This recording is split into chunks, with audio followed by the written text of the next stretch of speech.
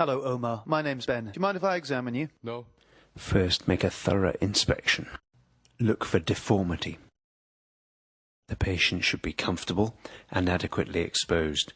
Get good views from in front and behind of the patient, and including the axilla. The abnormal contour of posterior dislocation is best seen from above. Is there evidence of swelling or muscle wasting? And consider the size and position of the scapula. Can I ask you to stand up and lean against the wall for me, please? Asking the patient to press against a wall can elicit winging of the scapula, a sign of paralysis of the nerve to serratus anterior. Remain standing. Palpate along the clavicle from the sternoclavicular joint to the acromioclavicular joint. Let me know if it's uncomfortable at any stage. Clavicular fractures and acromioclavicular joint injuries are accompanied by deformity and local tenderness.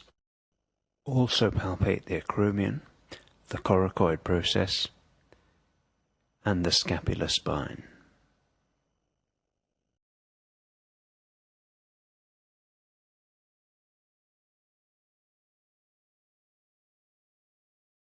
Palpate for tenderness of the biceps tendon in the bicipital groove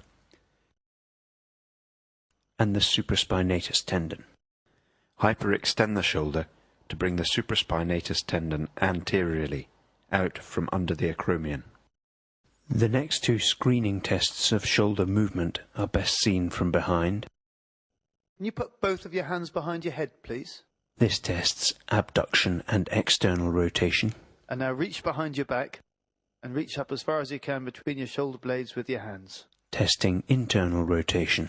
Proceed with full examination of the shoulder if you have found pain, swelling, or limitation of these movements. Now can you bring your shoulder forward like that? Ask the patient to demonstrate range of motion in high flexion. as it will go, and back down to your side, and back up the way, like that. And then extension and abduction observed from behind. And back down to your side.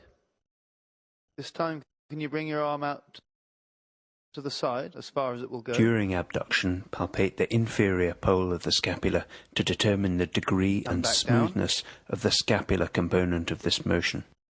Measure shoulder rotation with the arm adducted and the elbow flexed. Now with your arm by your side like that, can you move it out to the side? External rotation. And now reach behind your back, and again reach up as high as you can with your thumb. Internal rotation is expressed as the highest spinous process that the patient can reach with the thumb. Now, Omar, can you bring your arms up to the side like that for me?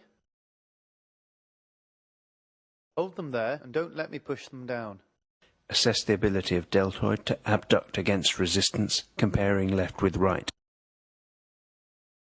Also check the patient's ability to initiate abduction against resistance with the arm down at the side. I want you now to push out against my hand, Omar. Weakness or pain in initial abduction suggests a rotator cuff problem. The next test is for subacromial impingement. I'm now going to bring your arm all the way out to the side and up to your ear. After passive abduction, And now bring it back down slowly. the painful arc occurs on controlled adduction. Is it painful at any stage? No. In impingement, pain would be reported between 60 and 120 degrees of abduction. Now, Omar, can you reach again around behind your back? With your hand now, I want you to push out against my hand. In this position, subscapularis is isolated as the only muscle contributing to internal rotation. Relax. Next, we test the external rotators, infraspinatus and teres minor, with the arm adducted. Just flex your elbow up and bring your arm out. Now push out against my hand as hard as you can. With the shoulder adducted and in 30 degrees of flexion, the contribution of deltoid is limited. Thank you very much.